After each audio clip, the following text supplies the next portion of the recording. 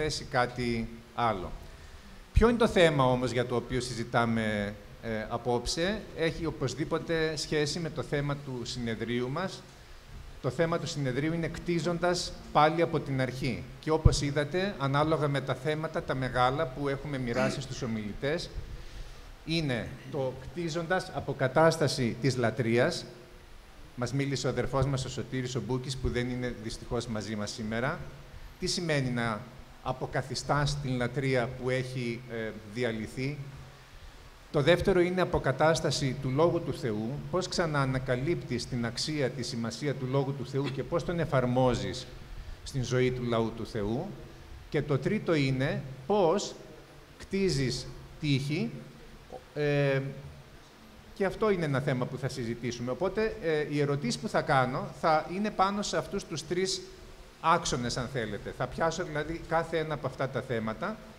Θα έχω εγώ μία βασική ερώτηση που μπορεί να είναι έναυσμα για πολλά σχόλια και έχετε τη δυνατότητα εσείς ως κοινό, όχι όμως θα λέγαμε με ένα προφορικό τρόπο. Υπάρχουν δύο κορίτσια εδώ που θα σας μοιράσουν μικρά σημειωματάκια, πώς τα λέμε αυτά, το post-it, ναι, όπου μπορείτε να γράψετε την ερώτησή σας και κατόπιν θα έρθει εδώ πέρα με ένα πιο συντεταγμένο, πιο έτσι, οργανωμένο τρόπο. Σωστά? Στο email πήραν και το link. Επίσης, κάποιοι έχετε λάβει στο email σας μία φόρμα όπου μπορείτε πάλι να διατυπώσετε ένα ερώτημα, το οποίο ελέγχει, βλέπει ο αδελφός μας, ο Φιλίμωνας. Ξεκινάω με το πρώτο ερώτημα. Πιάνω το θέμα της αποκατάστασης του Λόγου του Θεού. Όχι, συγγνώμη, της αποκατάστασης της λατρείας. Αυτό που έκαναν οι Ισραηλίτες όταν ήρθαν στον τόπο τους, ένα από τα πρώτα πράγματα είναι να ξανακτήσουν τον ναό. Ακούσαμε από τον αδελφό μας τον Σωτήρη ποια ήταν η σημασία του ναού, τι σήμαινε να υπάρχει ο ναός, να ξεκινήσουν και πάλι οι θυσίες. Εμείς θέλουμε να το μεταφέρουμε στην δική μας την εποχή. Πάντοτε, όταν λέμε εμείς και εμάς, αυτό αφορά το ευαγγελικό κίνημα. Το συνέδριό μας εστιάζει στην ενότητα του ευαγγελικού κινήματος, στις διάφορες εκφάνσεις του. Βλέπετε και οι ομιλητές μας είναι από τις τρεις βασικές, θα λέγαμε, αποχρώσεις του ευαγγελικού κινήματος, από την ελληνική ευαγγελική, την ελευθέρα ευαγγελική και την πεντηκοστιανή. Το πρώτο ερώτημα λοιπόν είναι, αν θα κτίζαμε σήμερα από την αρχή μια ευαγγελική λατρεία, πώς θα έμοιαζε αυτή? Τι θα κρατούσαμε και τι θα αλλάζαμε από την παράδοση των εκκλησιών μας, όπως αυτή εξελίχθηκε τα τελευταία 100 χρόνια, ας πούμε, και τι θα εισάγαμε ενδεχομένως από την κουλτούρα της χώρας μας? Να το επεξηγήσω λίγο το ερώτημα. Καταλαβαίνετε ότι ζούμε σε μια χώρα όπου πέρα από τα συγκεκριμένα διαφορετικά δόγματα τα οποία εκπροσωπούμε, έχουμε φέρει μια εντελώς διαφορετική λατρεία κουλτούρας, η οποία χαρακτηρίζεται ίσως ως μη ελληνική, κατά κάποιο τρόπο. Εάν είχαμε την ευκαιρία σήμερα να ξεκινήσουμε το ευαγγελικό κίνημα, που ξεκίνησε το 1858 με τον Κυριακάκη, θα το κάναμε διαφορετικά? Θα κρατούσαμε κάτι πιο ελληνικό, πιο βυζαντινό, πιο λαϊκό, πιο ντόπιο? Αισθανόμαστε ότι είναι πρόβλημα, ότι το κάναμε με έναν τρόπο όχι τόσο προσεκτικό? Θα το αλλάζαμε? Είμαστε ικανοποιημένοι? Είναι δηλαδή μία ερώτηση λίγο αυτοεξέτασης, η οποία φυσικά έχει να κάνει και με το μέλλον. Πώς θα θέλαμε να πάμε στο μέλλον? Διότι αν λες ότι σε αυτό δεν τα πήγα τόσο καλά, ενδεχομένως θα μπορούσε να είναι ένας αναπροσανατολισμός ότι μπορώ στο μέλλον να το σχεδιάσω διαφορετικά. Εάν θεωρείτε ότι είναι αρκετά σαφές το ερώτημα, θα θέλετε να πάμε με τη σειρά ή όποιος είναι... Με τη σειρά. Αδελφές, Στάθη. Επειδή είμαι μικρότερος, βάζετε στα δύσκολα. Η ερώτηση αφορά την κυριακάτικη λατρεία και ώρες όπως η Τετάρτη ή γενικά τη ζωή της Εκκλησίας? Πού θα ήθελες να εστιάσεις? Ας πάρουμε την κυριακάτικη λατρεία ως ένα δείγμα. Θα ήθελα να εστιάσω στο άλλο γι' αυτό. Όπως θέλεις. Ευκαιρία για τους υπόλοιπους να πούν κάτι διαφορετικό. Προσωπικά, σεβόμενος πάντα το παρελθόν και όλα όσα έχουν κάνει τόσοι και τόσοι άνθρωποι και πραγματικά χωρίς αυτούς δεν θα ήμασταν όλοι εδώ σήμερα. Δεν θα είχαμε όλα αυτά που έχουν χτιστεί τόσα χρόνια και σεβόμενοι όλα αυτά. Ένα από τα πράγματα που θα άλλαζε εγώ προσωπικά θα ήταν ίσως περισσότερο αυτό που ζούμε μέσα στην Εκκλησία, να προσπαθούμε να το εξωτερικεύουμε. Δηλαδή, ακόμα περισσότερο να θέλουμε και οι άλλοι να δουν αυτό που ζούμε στην Εκκλησία. Φυσικά, για να γίνει αυτό πρέπει πρώτα να το έχουμε ζήσει εμείς μέσα στην Εκκλησία οι ίδιοι, έτσι, να ζούμε μέσα σε μια αγάπη χριστιανική, μια κοινότητα που σε πολλά χρόνια και ιδιαίτερα στο παρελθόν γινόταν πολύ έντονα. Η έννοια της κοινότητας, νομίζω, στο παρελθόν ήταν πολύ πιο σημαντική και πολύ πιο δυνατή από ό,τι είναι τώρα, γιατί βλέπουμε είναι πιο ατομική η κοινωνία μας αυτή τη στιγμή από ό,τι ήταν πριν 40-50 χρόνια.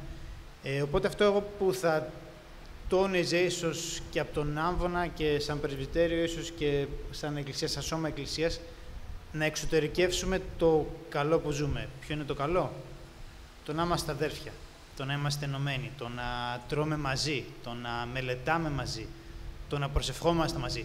Τα κάνουμε όλα αυτά και άλλες εκκλησίες περισσότερο, άλλες λιγότερο, αλλά νομίζω θα μπορούσαμε να το κάνουμε ακόμα περισσότερο και να είναι κάτι ακόμα πιο αξιοζήλευτο για τους άλλους γύρω μας και να το βλέπουν και να λένε «Εσύ αυτή είναι μια δυνατή ομάδα, θέλω κι εγώ να γίνω κομμάτι αυτού», γιατί όπως είπε και ο Χριστός, από την αγάπη μεταξύ σας θα δουν ότι είστε μαθητές μου και θα θέλουν και αυτοί να ζήσουν ανάλογα. Έτσι, νομίζω μέσα στα χρόνια λίγο το έχουμε ίσως χάσει αυτό. Ξαναλέω, άλλες εκκλησίες περισσότερο, άλλες λιγότερο, δεν θέλω να προσβάλλω κανέναν. Αλλά νομίζω αξίζει να δώσουμε ακόμα περισσότερη έμφαση στο μαζί, στην ενότητα, στο να κάνουμε μαζί πράγματα, στο να τρώμε μαζί, να διαβάζουμε μαζί, να προσευχόμαστε μαζί. Ακόμα περισσότερο από ό,τι ήδη κάνουμε. Και αυτό πιστεύω θα έλκε και οι συμπατριώτες μας, γιατί μπορεί να έχουμε καλά και στραβά ως Έλληνες, αλλά ως Έλληνες είμαστε λαός της παρέας, της οικογένειας. Έχοντας ζήσει στο εξωτερικό για πολύ λίγα χρόνια, στο εξωτερικό η οικογένεια δεν έχει καμία σχέση με την οικογένεια στην Ελλάδα. Έτσι είναι πολύ πιο ξένα τα πράγματα εκεί. Υπάρχουν νόμοι σε κάποια κράτη που έχεις δικαίωμα να διώξεις και το παιδί σου μετά τα 18.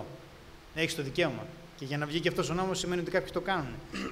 Στην Ελλάδα η οικογένεια είναι οικογένεια και αυτό, αν υπήρχε ακόμα περισσότερο στις εκκλησίες, πιστεύω θα έκανε τη διαφορά και θα έλκει ακόμα περισσότερους ανθρώπους στις εκκλησίες μας και θα μεγάλωνε έτσι ο λαός του Θεού. Προσωπική άποψη, χωρίς να προσβάλλω κανέναν, και νομίζω εκεί θέλουμε λίγο παραπάνω δουλειά. Ομολογώ ότι το πήγε στο θέμα της ουσίας των σχέσεών μας. Η ερώτησή μου ήταν λίγο πιο, αν θέλετε, εξωτερική, επιφανειακή. Ήταν στο θέμα λίγο της κουλτούρας. Δηλαδή αυτό που ούτως ή άλλως ζούμε, νομίζω ότι το ζούμε με έναν τρόπο που είναι λίγο, επιτρέψτε μου να είμαι εγώ λίγο αιχμηρός, λίγο ξένος για τον Έλληνα. Πιο πολύ πήγαινε εκεί η ερώτησή μου. Δεν ξέρω αν έχεις γι' αυτό κάτι να προσθέσεις. Σε αυτό νομίζω θα έλεγα ότι έχει και τα υπέρ και τα κατά το ότι είμαστε κάτι εντελώς διαφορετικό. Γιατί αν πλησιάσουμε πολύ, ας πούμε, στον τρόπο λατρείας, στον πατροπαράδοτο βυζαντινό τρόπο, νομίζω θα πάμε προς ταύτιση και δεν ξέρω αν το θέλουμε αυτό. Είναι μια πολύ μεγάλη συζήτηση, δεν νομίζω ότι μπορώ να το απαντήσω σε μια ερώτηση. Χρειάζεται να έχουμε πράγματα που είναι διαφορετικά. Απ' την άλλη, δεν χρειάζεται να αποξενωθούμε, γιατί πολλές φορές τείνουμε να είμαστε, εμείς είμαστε αυτό και δεν έχουμε σχέση με τους άλλους. Και αυτό δεν βοηθάει. Πολλές φορές πρέπει να ξέρουμε ποιοι είμαστε, αλλά να θέλουμε να προσεγγίσουμε και πολλές φορές για να το κάνουμε θα πρέπει να μιλήσουμε στη γλώσσα του άλλου. Αν τους μιλάμε στη δική μας τη γλώσσα, πολλές φορές δεν θα καταλαβαίνουν οι άλλοι τι λέμε. Έχουμε πολλές φορές ευαγγελικούς όρους και πράγματα με τα οποία μιλάμε και τα λέμε και περιμένουμε οι άλλοι να καταλαβαίνουν και δεν καταλαβαίνουν, γιατί δεν μεγαλώσανε σε ένα Κυριακό, σε μια κατασκήνωση. Οπότε ίσως θα έπρεπε να αλλάξουμε και το λεξιλόγιό μας και τον τρόπο προσέγγισης των άλλων. Ας πούμε, προσωπικά με έχει βοηθήσει πάρα πολύ το ότι σπούδασα στην θεολογική σχολή της Θεσσαλονίκης. Οπότε κατευθείαν με το που θα μιλήσω με κάποιον, ξέρω πώς να του μιλήσω. Δεν το λέω με υπερηφάνεια, το λέω ότι ο Θεός με οδήγησε στη σχολή. Δεν ήθελα να περάσω στη σχολή. Ήταν το χέρι του Θεού που με έβαλε εκεί. Άλλες σχολές ήθελα. Οπότε μπορώ να καταλάβω πώς να μιλήσω σε μια ορθόδοξη καθηγήτρια, σε έναν ορθόδοξο άνθρωπο, με τον Μητροπολίτη, ας πούμε, που έχω συναντηθεί. Ξέρω πώς να μιλήσω. Αυτό ίσως προφανώς ο καθένας δεν μπορεί να πάει σε μια ορθόδοξη σχολή και να σπουδάσει κάποια χρόνια. Αλλά θα μπορούσαμε να ψαχτούμε περισσότερο, να διαβάσουμε περισσότερο, για να δούμε πώς σκέφτονται οι άλλοι στην προσπάθεια να μιλήσουμε στη γλώσσα τους. Γιατί πολλές φορές μιλάμε στη γλώσσα μας και δεν βοηθάει αυτό. Ευχαριστώ. Φιλίμων. Εντάξει, καλύφθηκα. Αυτό ήταν που ήθελα να αποφύγω. Ναι.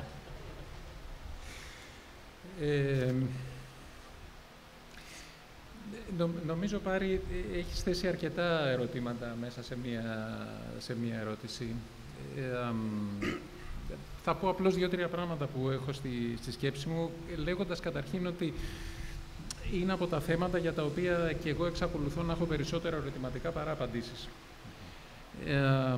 Σε σχέση με την κουλτούρα της χώρας, από τη μια πλευρά είναι καλό να μην είμαστε μια κοινότητα η οποία είναι τελείως αποξενωμένη από το περιβάλλον της. Από την άλλη, πάντοτε, νομίζω ότι ένα ερώτημα από το οποίο πρέπει να ξεκινάμε είναι αυτή η κουλτούρα της χώρας, με τι είναι συνυφασμένη, με τι συνδέεται. Σκέφτομαι, για παράδειγμα, επιθετικό σε βλέπω. Σκέφτομαι, για παράδειγμα, βρισκόμαστε στην Ελλάδα. Τι θα ενσωματώναμε, κάτι που έρχεται από το Βυζάντιο, ενώ ας πούμε στη μουσική, κάτι που έρχεται από το Βυζάντιο, κάτι που σχετίζεται με τη λαϊκή μουσική της χώρας. Τι θα θέλαμε να ενσωματώσουμε και από αυτά που θα θέλαμε να ενσωματώσουμε, τι κρατάμε. Δηλαδή, για παράδειγμα, η λαϊκή μουσική της χώρας κάποιες φορές έχει μέσα πολύ τον ταλγκά, το παράπονο, τον καημό. Το θέλουμε αυτό το κομμάτι. Απ' την άλλη, στο βυζαντινό κομμάτι θα πρέπει να αναγνωρίσουμε ως ευαγγελική κοινότητα και χαίρομαι γιατί υπάρχουν εκκλησίες που αυτό το έχουν δουλέψει και στην υμνοδία τους, ότι υπάρχουν καταπληκτικοί ύμνοι και μουσικά και στιχουργικά, που δεν βλέπω το λόγο, ας πούμε, γιατί σαν ευαγγελική κοινότητα, τουλάχιστον κάποιους από αυτούς δεν θα μπορούσαμε και εμείς να τους εντάξουμε στην υμνολογία μας. Αλλά υπάρχει και ο κίνδυνος πάντοτε σε αυτά να γίνει λίγο, συγχωρήστε μου την έκφραση, μαϊμουδισμός. Δηλαδή να προσπαθήσουμε να βάλουμε πράγματα τα οποία στην πραγματικότητα δεν τα έχουμε αφομοιώσει, δεν σχετίζονται με εμάς, δεν αντιπροσωπεύουν κάτι από τη δική μας τη ζωή και τα βάζουμε προσπαθώντας να κάνουμε κάποιες γέφυρες που δεν γίνονται με τον καλύτερο δυνατό τρόπο. Παρ' όλα αυτά, συμφωνώ ότι σαν κοινότητες είναι σημαντικό να είμαστε ανοιχτοί και να αλληλεπιδρούμε. Και αυτό που είπε ο Στάθης, ας πούμε, για το λεξιλόγιο που χρησιμοποιούμε πολλές φορές, είναι πάρα πολύ σημαντικό. Δηλαδή, δεν πρέπει κατά κανένα τρόπο να δίνουμε την αίσθηση σε έναν άνθρωπο ο οποίος θα τύχει να βρεθεί μέσα σε μια κοινότητά μας, ότι έχουμε ένα κώδικα επικοινωνίας που εκείνοι δεν τον έχουν. Και όχι μόνο δεν τον έχουν, αλλά χαιρόμαστε κιόλας που έχουμε αυτόν τον κώδικα επικοινωνίας και συνεννοούμαστε με τα μάτια, ενώ εκείνοι θα πρέπει να μπουν στην κοινότητά μας για να μπορέσουν να συνεννοηθούν με αυτό. Τώρα, πηγαίνοντας λίγο περισσότερο στο θέμα της ουσίας, ένα πράγμα το οποίο εμένα με προβληματίζει πολύ είναι ότι έχω την αίσθηση ότι οι εκκλησίες μας είναι πάρα πολύ εκκλησίες της Κυριακής το πρωί. Είναι πολύ ωραίο να βρισκόμαστε την Κυριακή το πρωί, είναι πολύ ωραίο να λατρεύουμε τον Κύριο όλοι μαζί, να προσευχόμαστε, να ανοίγουμε τον Λόγο του Θεού μαζί, αλλά φοβάμαι ότι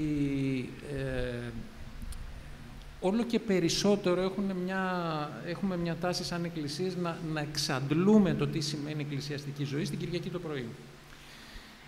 Παλιότερα χρόνια, ίσως γιατί και η ζωή ήταν διαφορετική, ίσως γιατί και οι εκκλησίες είχαν περισσότερο το χαρακτήρα της ενορίας και δεν ήταν ότι κάποιος ερχόταν μία ώρα δρόμο για να είναι μέσα σε μια εκκλησία. Υπήρχε μία αλληλεπίδραση και τις άλλες μέρες της εβδομάδας. Τώρα, στις εκκλησίες αυτό είναι πιο δύσκολο και γι' αυτό, τουλάχιστον στις μεγαλύτερες εκκλησίες, πιστεύω ότι είναι σημαντικό το να καλλιεργηθούν οργανωμένοι και αποκεντρωμένοι τρόποι λατρείας και μελέτης του Λόγου του Θεού και συμπροσευχής. Θα είναι ομάδες σε σπίτια, θα είναι ομάδες που θα βρίσκονται σε κάποιους άλλους χώρους ουδέτερους, ίσως εργασιακούς ή δεν ξέρω πού αλλού μέσα στην εβδομάδα. Νομίζω ότι είναι δεδομένο όμως ότι θα πρέπει να δεχθούμε ότι καλό θα είναι να αναζητήσουμε και άλλους τρόπους, γιατί βρισκόμαστε σε μια άλλη εποχή διαφορετική από αυτή που ήταν πριν από 30 χρόνια. Θα πρέπει να σκεφτούμε πώς ενσωματώνουμε με υγιή τρόπο τα νέα μέσα τα οποία έχουμε στη διάθεσή μας. Δηλαδή,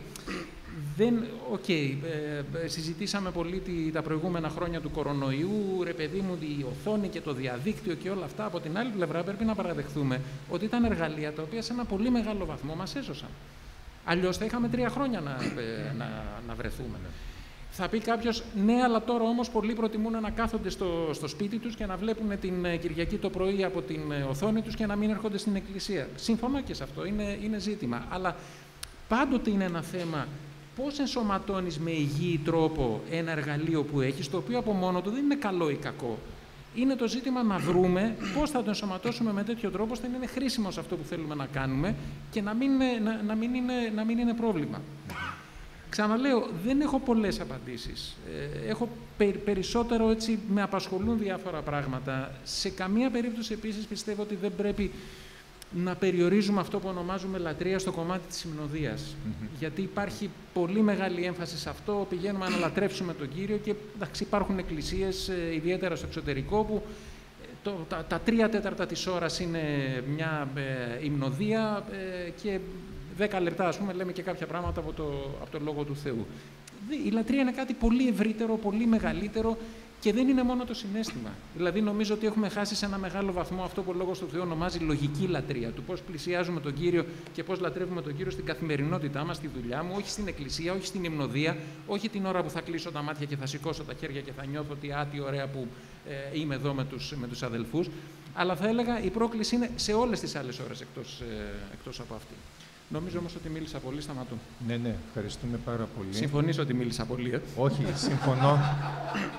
Συμφωνώ ότι μίλησες πολύ, αλλά ήταν και πολύ ωραία αυτά που μας είπες. Αδελφέ Γιώργο.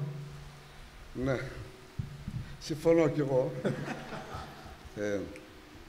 Επειδή δεν θέλω να επαναλαμβάνω αυτά που ακούστηκαν και είναι πολύ σημαντικά, νομίζω ότι θέλω να βάλω ένα ακόμη θέμα.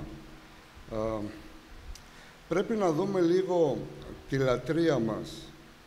Αφορά απλά τα μέλη της Εκκλησίας μας ή αφορά και τους ανθρώπους που δεν είναι μέλη αλλά θα επισκεφτούν την Εκκλησία μας.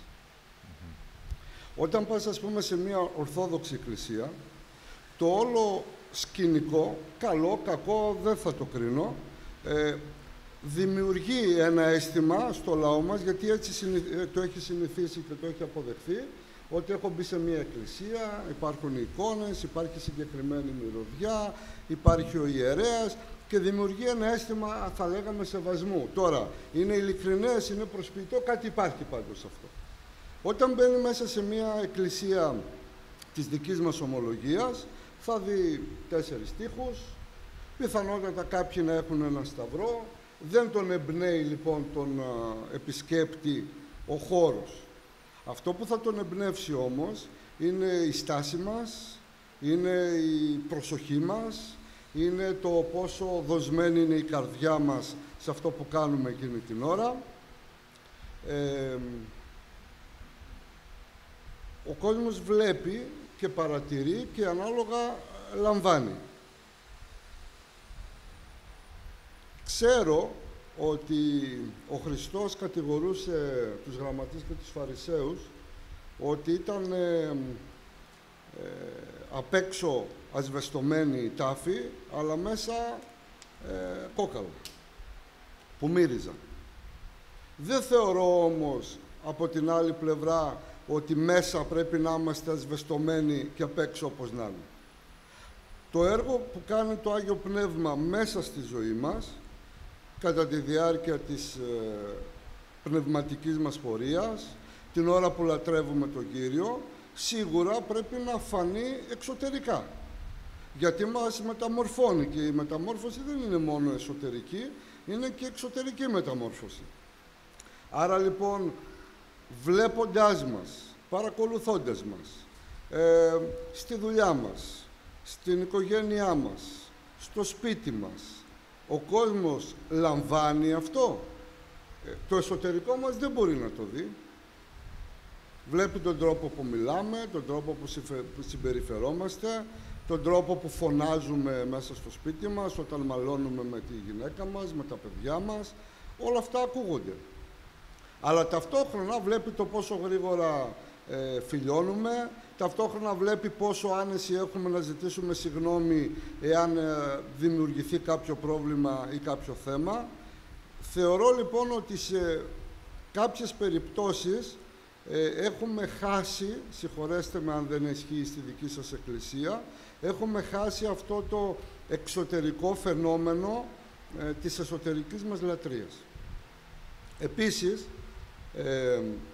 παρακολουθώντας και διαβάζοντας και βλέποντας, προετοιμαζόμενος για το συνέδριό μας για την αποκατάσταση του Λόγου του Θεού, παρατήρησα και το είπα και σε κάποια στιγμή, ότι διαβαζόταν από τον Έσδρα και κάποιους άλλους που εξηγούσαν τον Λόγο του Θεού επί 6 ώρες και ο λαός, λέει, σήκωνε τα χέρια, γονάτιζε, έκλαιγε, και σε αυτό μέσα υπήρχαν ξένοι, υπήρχαν παιδιά, υπήρχαν άντρες, υπήρχαν γυναίκες και όλοι αυτοί μαζί λειτουργούσαν.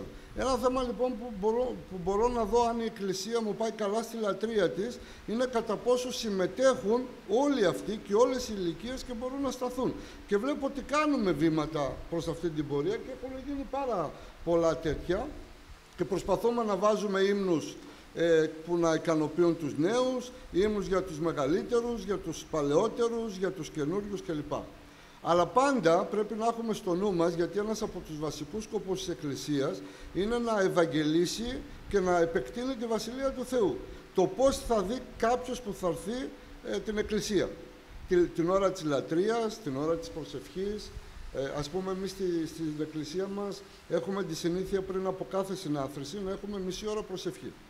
Εάν κάποιος μπει μέσα στην Εκκλησία και δει άλλος γονατισμένος προσεύχεται, άλλος καθιστός προσεύχεται, αποδεκτό, άλλος όρθιος προσεύχεται, αλλά άλλος πάει να πιει νερό, άλλος πηγαίνει να βγει έξω, άλλος πηγαίνει να κουβεντιάσει, άλλος πηγαίνει να δει το μήνυμα του κινητού του. Θα πεις, αυτά είναι εξωτερικά, ο Θεός την καρδιά κοιτάει. Σαφώς κοιτάει την καρδιά, αλλά ο άνθρωπος κοιτάει και το εξωτερικό πράγμα και πρέπει να δούμε πώς λειτουργούν όλα αυτά μέσα στην Εκκλησία. Ο Παύλος είπε ότι βάζουμε τα σώματά μας, θυσία ζωντανή, αγία, ευάρεση στο Θεό. Το σημαντικότερο στη λατρεία είναι το πόσο ευάρεστη είναι η λατρεία μας στο Θεό.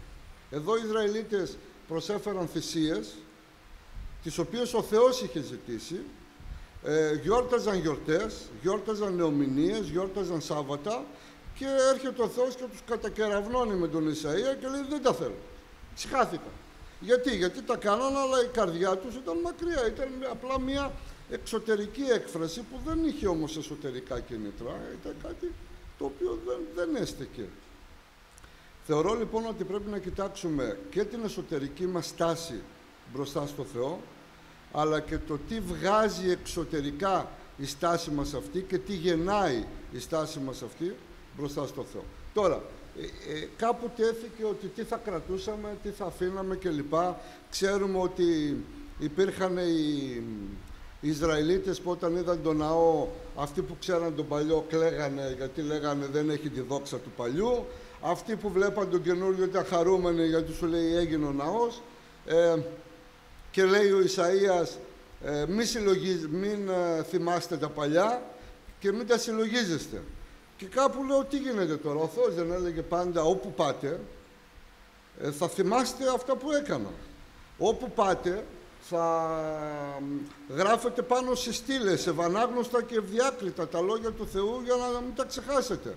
Ήταν ένα από τα κύρια μελήματα και τους φόβους σε εισαγωγικά του Θεού, ότι μην τα ξεχάσετε αυτά. Από την άλλη όμως τώρα λέει μην τα συλλογίζεστε, εγώ θα κάνω καινούργια πράγματα. Και είναι αυτό που συζητήθηκε και υπόθηκε από τον Σωτήρη, ότι ναι, δεν έχει νόημα να μένουμε στα παλιά και να λέμε εδώ θα σταθούμε, αλλά είναι η βάση μας, είναι το στήριγμά μας, γιατί αν δεν έχεις μια σταθερή βάση δεν μπορείς να κάνεις άλμα, πρέπει κάπου να πατήσεις σταθερά και να κάνεις το άλμα. Αλλά από εκεί και πέρα ξέρουμε ότι ο Θεός εργάζεται, δημιουργεί νέα πράγματα και πρέπει να είμαστε ανοιχτοί σε αυτό. Δυστυχώς πολλές φορές Εμείς οι παλαιότεροι είμαστε πιο συντηρητικοί. Νομίζω ότι όπως και στην πολιτική έχουμε τους συντηρητικούς, έχουμε τους εξυγχρονιστές, έχουμε τους εξοκοινοβουλευτικούς. Μπορούμε να τα συγκεράσουμε όλα αυτά, γιατί το σώμα του Χριστού είναι σώμα και πρέπει να λειτουργήσει όλο μαζί. Όλο μαζί. Αυτά. Ευχαριστούμε, Γιώργο. Στέφανε. Τώρα εγώ πώς μπορώ να πω ότι δεν καλύφθηκα. Οπωσδήποτε καλύφθηκα. Αλλά θέλω να πω το εξής, το αρχικό ερώτημα σχετικά με την κουλτούρα και τον τρόπο της λατρείας. Θεωρώ ότι από τη βάση της πίστης μας είμαστε αρκετά δεσμευμένοι στον τρόπο με τον οποίο λατρεύουμε. Άλλωστε αυτό ήταν και το κριτήριο και η βάση και για τη μεταρρύθμιση του 16ου αιώνα και για το ευαγγελικό κίνημα στην Αγγλία που ξεκίνησε και έγινε πολύς αγώνας εκεί, ειδικά με τους Πουριτανούς τον 17ο αιώνα. Το όλο ζήτημα ήταν τι θα είναι στο επίκεντρο της Εκκλησίας μας. Θα είναι η Αγία Τράπεζα, μυστηριακό δηλαδή, όπως ήταν η Ορθόδοξη Καθολική Εκκλησία είναι ακόμα, ή θα είναι κηρυγματικό, διδακτικό, κατηχητικό, με έμφαση και στη λογική και όχι μόνο στο συναίσθημα, γιατί κάτι ανάλογο ζούμε και σήμερα και το ανέφερε ο Φιλίμωνας στο συναίσθημα. Δεν είναι βέβαια σε μια βυζαντινή λατρεία, αλλά είναι σε μια λατρεία, τώρα να πω Χίλσον και αυτοί ξεπεράστηκαν, έτσι. Οτιδήποτε, βάλτε εκεί. Αναγκαστικά, λοιπόν, έχουμε κάτι το διαφορετικό που δεν μπορούμε να το αρνηθούμε. Την ίδια στιγμή όμως βλέπουμε ότι ακριβώς αυτό το διαφορετικό, και αυτό βγαίνει μέσα από ομολογίες ανθρώπων.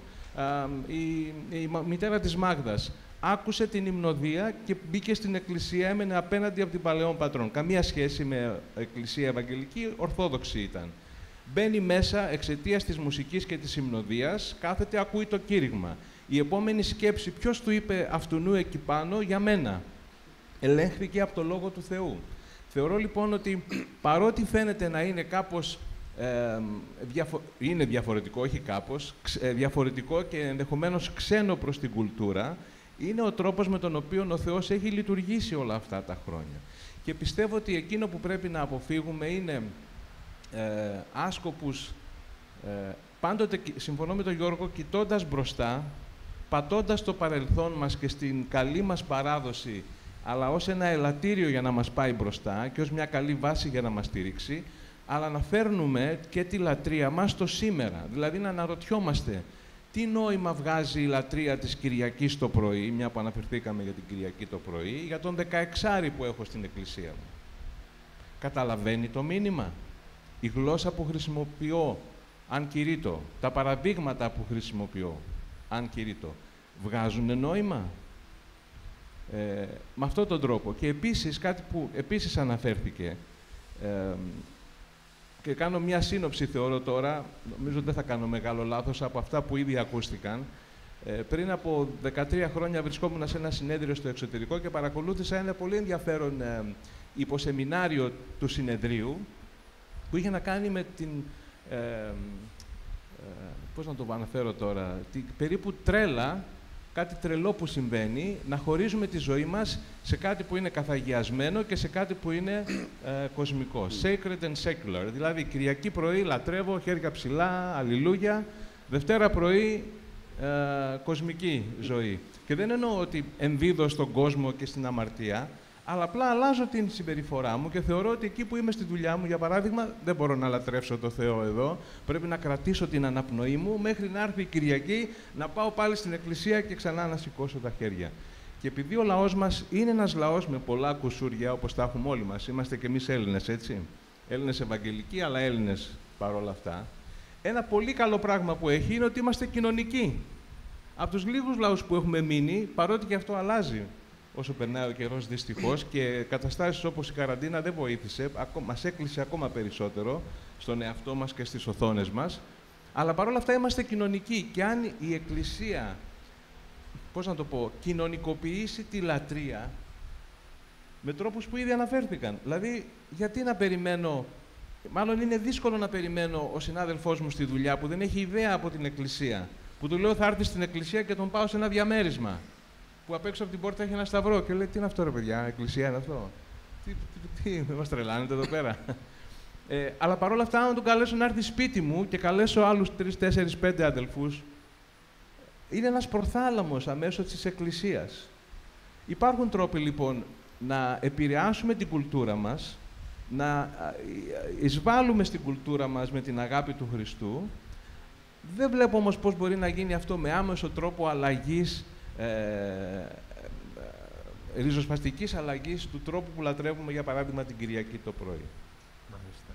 Έδωσες μια πολύ ωραία πάσα για το επόμενο ερώτημα, γιατί νομίζω ότι μπορούμε... Ναι, έχουμε κάτι πάνω σε αυτό. Είπα στο επόμενο, να μπορούν οι αδελφοί Ναι. που κάνουν εκείνος να Σωστά. ερωτήσεις από τώρα. Τα κορίτσια θα στέκονται δεξιά-αριστερά και θα μοιράζουν και θα παίρνουν όπως και θέλει. Πες τα δυνατά. Ωραία. Να πάω όμως στο επόμενο. Πες τα δυνατά όμως δεν θα τους ανοίξω. Πες το αυτό που Τα κορίτσια θα μοιράσουν αυτά τα μικρά χαρτάκια σε όποιον θέλει να γράψει κάποιο ερώτημα. Οπότε σηκώστε χέρι αν ενδιαφέρεστε. Αν είναι πολλά τα ερωτήματα δεν θα μπορέσουμε φυσικά να τα καλύψουμε, θα μπορούσαμε ίσως να τα ομαδοποιήσουμε, έτσι. Λοιπόν, ο αδελφός Στέφανος μου έδωσε μια πολύ καλή λαβή για να πάμε στο δεύτερο ερώτημα που αφορά πιο συγκεκριμένα τον Λόγο του Θεού.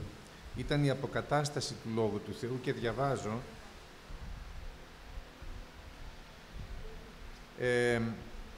Κάνω μία εισαγωγή. Ο λόγος για τον οποίο υπάρχουμε ως ευαγγελικό κίνημα στην Ελλάδα είναι η έμφασή μας στο Ευαγγέλιο. Αυτό ήταν που έλειπε, νομίζαμε ή θεωρήσαμε.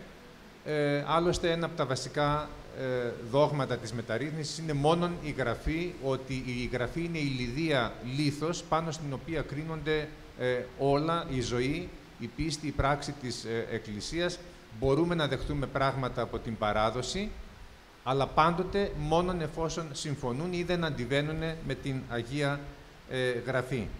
Αν κάναμε μία αυτοεξέταση για το πώς έχουμε σταθεί ακριβώς επάνω σε αυτό το σημείο, στον Λόγο του Θεού, στην χώρα μας, ως εκκλησίες, στα τελευταία 100 χρόνια, τι θα είχαμε να παρατηρήσουμε?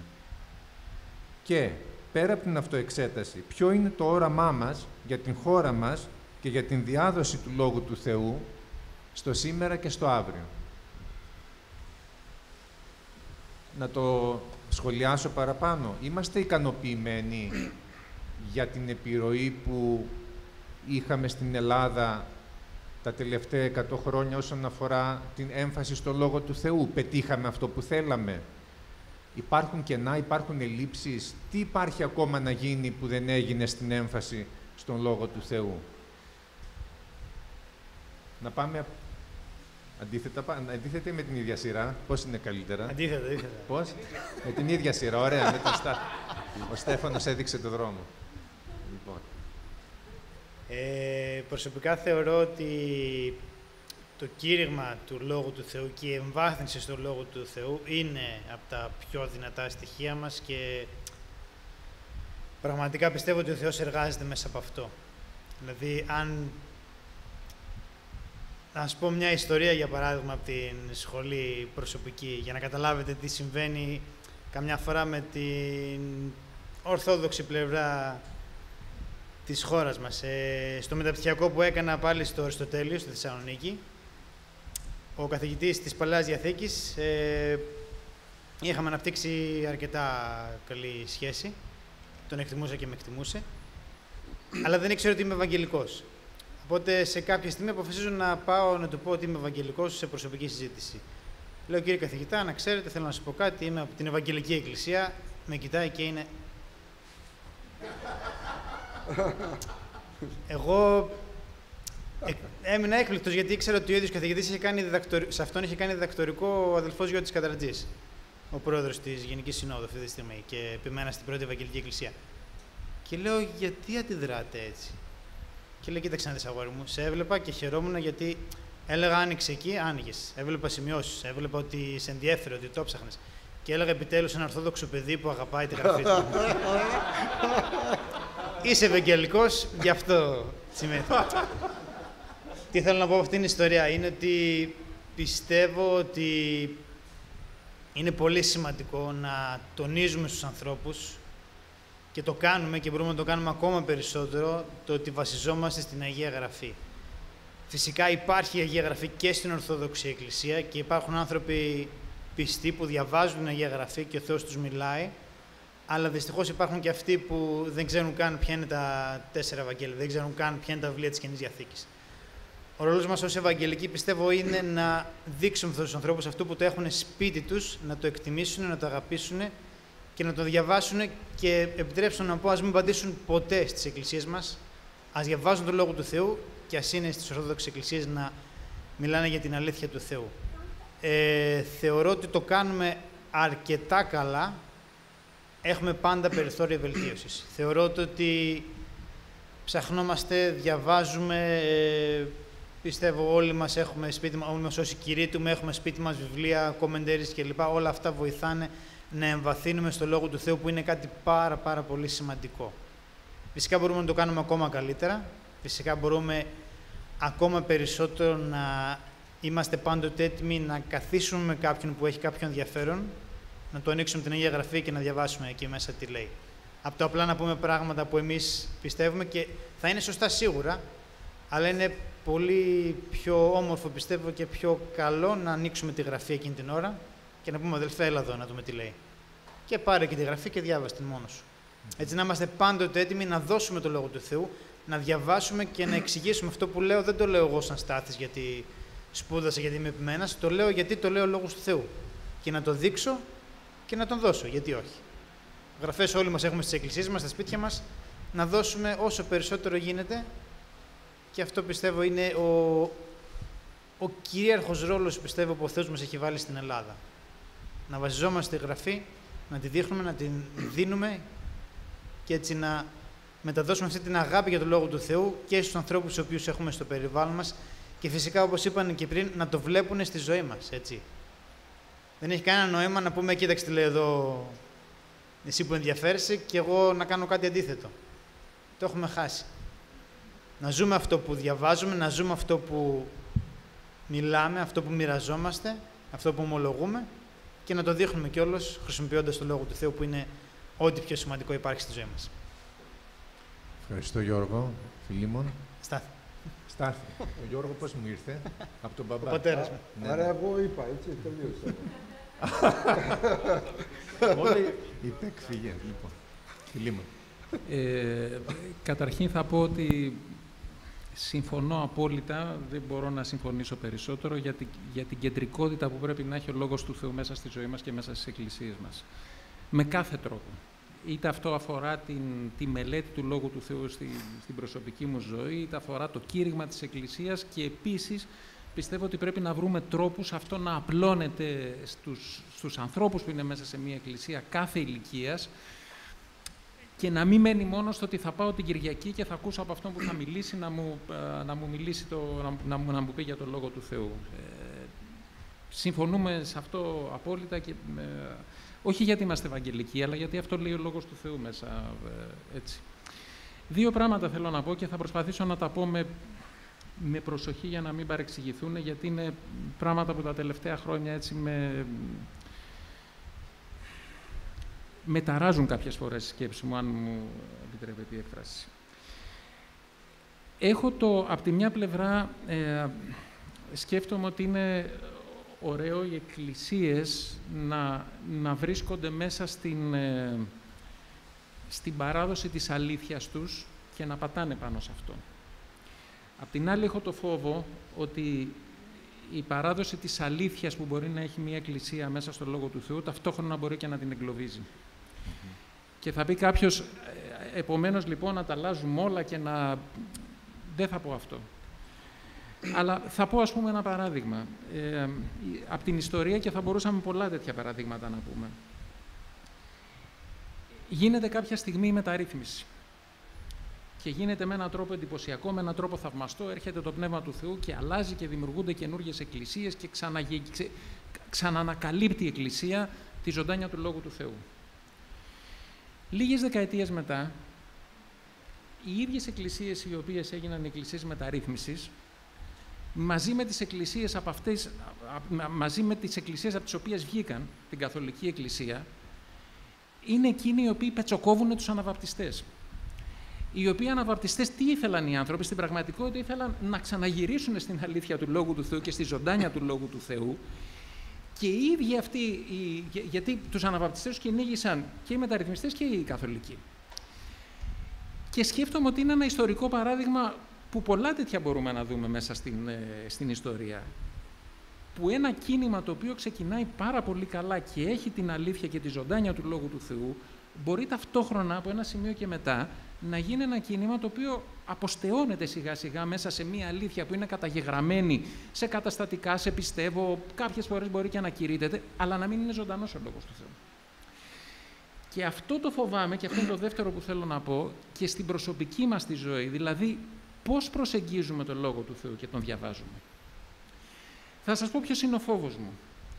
Φοβάμαι ότι πολλές φορές μέσα στις εκκλησίες μας, σε όλες τις εκκλησίες, ανεξάρτητα από δόγμα, ανοίγουμε και διαβάζουμε λίγο το Λόγο του Θεού σαν να διαβάζουμε ένα εγχειρίδιο χρήσης για τη ζωή μας. Να δω δηλαδή τι λέει ο Λόγος του Θεού για το πώς θα βρω σύζυγο, άντρα ή γυναίκα, για το πώς θα μεγαλώσω τα παιδιά μου, για το τι θα κάνω με τη δουλειά μου, για το πώς... Αυτό είναι το ένα κομμάτι, και το άλλο κομμάτι, να δω τι θέλει ο Θεός ώστε να το κάνω στη ζωή μου, έχοντας το πίσω μέρος του μυαλού μου ότι με αυτόν τον τρόπο μαζεύω πόντους. Και κάποια στιγμή στην προσευχή μου θα τα φέρω όλα αυτά ενώπιον του Θεού και ο Θεός θα μου απαντήσει γιατί είμαι ένας άνθρωπος που μελετάω το Λόγο Του, τον ξέρω το Λόγο Του, τον υπακούω το Λόγο Του, άρα περιμένω από το Θεό, εφόσον είμαι έτσι. Αν μιλήσουμε πολλές φορές με ανθρώπους οι οποίοι βρίσκονται χρόνια μέσα στις εκκλησίες και ανοίξουμε ένα κομμάτι από το Λόγο του Θεού, τις περισσότερες φορές, να σας πω την αλήθεια, εάν ξέρω από πού προέρχεται, από ποια εκκλησία προέρχεται ο άνθρωπος αυτός ο οποίος θα πει τη γνώμη του για το, για το συγκεκριμένο κομμάτι, το 80% από αυτά που θα πει το περιμένω ότι θα το πει. Γιατί έχουμε αφομοιώσει τον τρόπο της προσέγγισης σε διάφορα κομμάτια της ερμηνευτικής, αυτό που περιμένουμε να πούμε, ναι, να σου πω εγώ αυτό για αυτό το κομμάτι, ακόμα και από μικρά παιδιά από το Κυριακό. Μερικές φορές δηλαδή ακούς μικρά παιδιά από το Κυριακό, έρχονται να σου πούνε, ναι, να σου πω εγώ τι λέει σε αυτό, γιατί το έχουν ακούσει στην Εκκλησία. Χάνουμε τη ζωντάνια του Λόγου του Θεού με αυτόν τον τρόπο. Χάνουμε την δυνατότητα να έρθει ο Θεός να μας ανοίξει παράθυρα που μέχρι εκείνη τη στιγμή δεν τα είχαμε. Και θα το πω και θα προσπαθήσω να το πω με δύο λόγια. Ξέρετε γιατί ξαναγυρίζω περισσότερο και περισσότερο να μελετήσω το Λόγο του Θεού? Όχι γιατί διαβάζοντας το Λόγο του Θεού πιστεύω ότι θα πατήσω καλύτερα στα πόδια μου. Είτε αυτό σημαίνει σαν στην οικογένειά μου, στην καθημερινότητά μου, στη δουλειά μου, στην εκκλησία μου, στο κήρυγμά μου. Όχι γι' αυτό. Ξαναγυρίζω ξανά και ξανά να διαβάσω το Λόγο του Θεού για να κρεμαστώ περισσότερο από το Θεό και να του ζητήσω να τον κάνει ζωή μέσα μου με έναν τρόπο που πιθανόν δεν έχει γίνει μέχρι τώρα. Σε ένα κομμάτι το οποίο μπορεί να το έχω διαβάσει 50 φορές και το διαβάζω την 51η και ζητάω από το Θεό, άνοιξε μου τα μάτια να το δω πιθανόν διαφορετικά, γιατί το έχω ανάγκη. Γιατί ξέρετε, φοβάμαι ότι έχουμε την αίσθηση ότι ξέρουμε τη Γραφή, ξέρουμε τι λέει εδώ, ξέρουμε γιατί είπε αυτή την παραβολή ο Χριστός και τι εννοούσε, ξέρουμε αυτός ο προφήτης τι είχε από πίσω, τα ξέρουμε πάρα πολύ καλά αυτό. Και όλο αυτό μας κάνει να χάνουμε τη ζωντάνια της ανανέωσης μέσα από τον Λόγο του Θεού και αυτού που ο Θεός θέλει να με οδηγήσει να δω μέσα στη Γραφή με ένα διαφορετικό τρόπο. Και αυτό πολλές φορές μπορεί να συμβαίνει, φαντάζομαι σε όλους έχει συμβεί, να έχετε διαβάσει 10 φορές το ίδιο κομμάτι και την 11η φορά, επειδή βρίσκεστε σε διαφορετικές συνθήκες ζωής, ξαφνικά να έρθει ο Θεός και να δώσει ένα καινούριο περιεχόμενο και να πεις αυτό είναι. Αλλά αυτό όμως, αδέλφια, το έχουμε ανάγκη να συμβαίνει διαρκώς. Έχουμε ανάγκη να γυρίζουμε στο Λόγο του Θεού όχι για να αυξήσουμε τις βεβαιότητές μας, αλλά για να κρεμαστούμε περισσότερο από εκείνον και να του πούμε κάνε το περισσότερο ζωή αυτό μέσα μου. Ξαναζωντάνεψε το, δείξε μου με διαφορετικό τρόπο πώς αυτό γίνεται ζωή μέσα μου.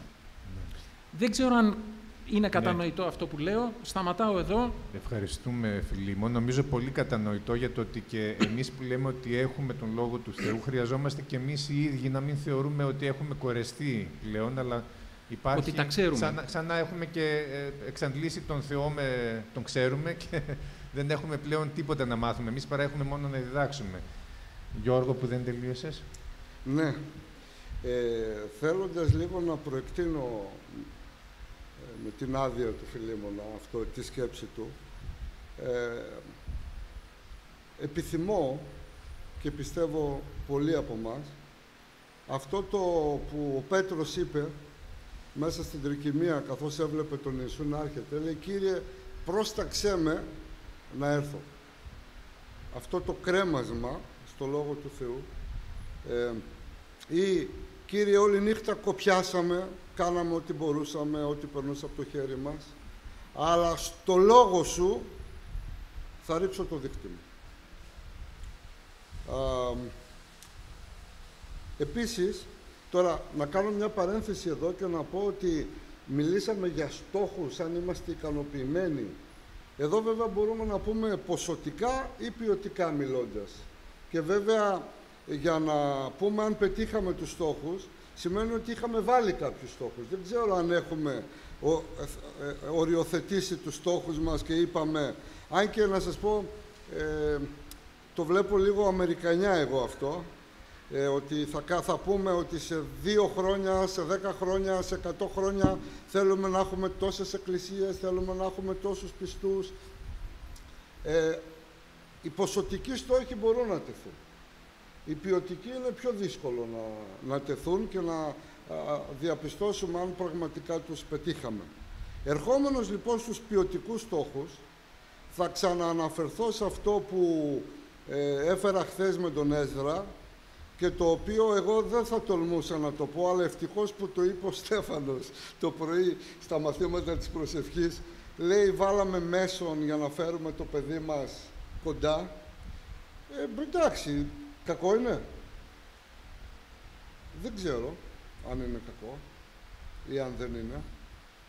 Πάντως ο Έσδρας, που θα μας φαινόταν απόλυτα λογικό να ζητήσει βοήθεια και στρατιωτική συνοδεία από τον βασιλιά, μου φαίνεται πολύ λογικό. Αλλά με ξεπερνάει και χαίρομαι πάρα πολύ για αυτό που είπε. Ντράπηκα να ζητήσω. Για τόσο καιρό του έλεγα ότι εμείς που πιστεύουμε στο Θεό, ο Θεός μας προστατεύει και το αγαθό χέρι είναι πάνω του, και τώρα τι του πω τώρα, στείλε μου ανθρώπους να με προστατεύσουν. Πόσο πραγματικά ζούμε αυτό που κηρύττουμε. Πόσο πραγματικά βιώνουμε στην καθημερινότητά μας. Και μάλιστα, να πω, δεν ξέρω, μπορεί έτσι να είναι, μπορεί και να μην είναι. Αυτή η ανθρώπινη βοήθεια, καμιά φορά θεωρούμε ότι είναι η απάντηση του Θεού. Μας βολεύει. Άλλες φορές μπορεί να είναι και άλλες φορές μπορεί να μην είναι. Δηλαδή, το ότι εγώ έβαλα μέσον έναν αδερφό να με πάει εμένα κάπου, ήταν ο Θεός τον έβαλε σε εκείνη τη θέση για να κάνει τη δική μου δουλειά. Δεν ξέρω όμως αν έτσι ήταν πραγματικά το θέλημα του Θεού. Να το δεις. Ορίστε. Είναι ένας τρόπος να το δεις. Ναι, ναι. Μπορεί να είναι, δεν θέλω να θέσω, ναι. Αλλά καμιά φορά νομίζω ότι μπορούμε και να το καταλάβουμε πόσο κρεμασμένοι είμαστε στο Λόγο του Θεού και πόσο δεν είμαστε κρεμασμένοι.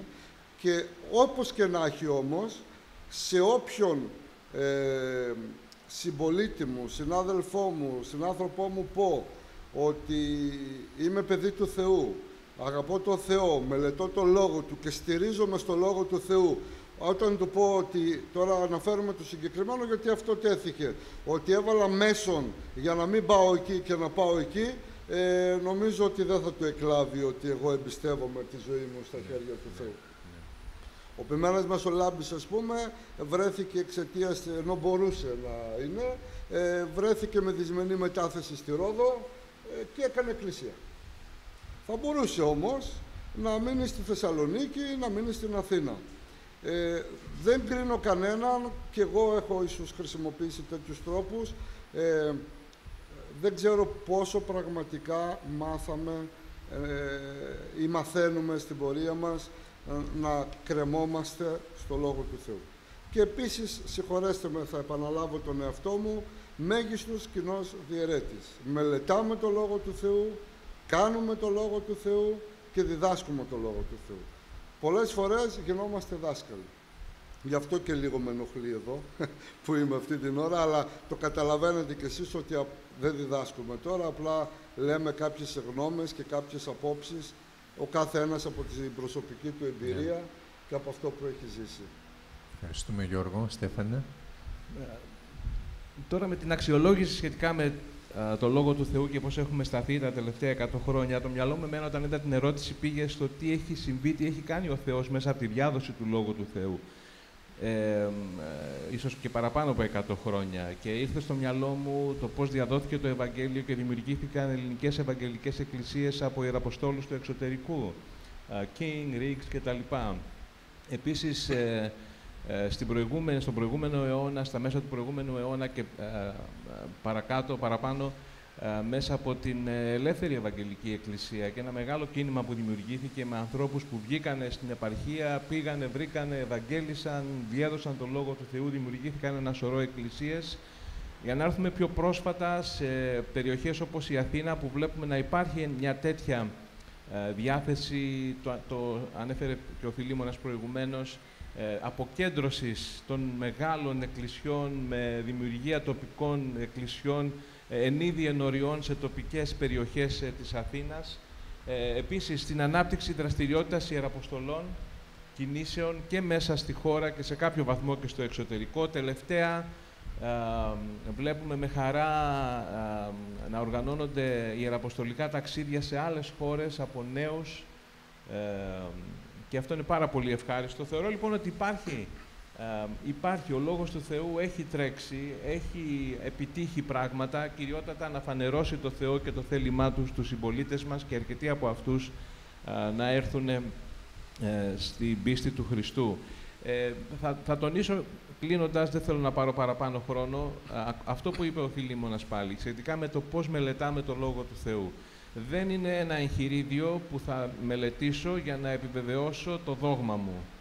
Δεν είναι ένα βιβλίο το οποίο θα με βοηθήσει ως κήρυκα, ως ποιμένα, να επιβεβαιώσω το γιατί η δική μας η θέση είναι καλύτερη από τη θέση του αδελφού μου που κηρύττει δύο τετράγωνα παρακάτω, σε μια άλλη εκκλησία που είναι από άλλο δόγμα.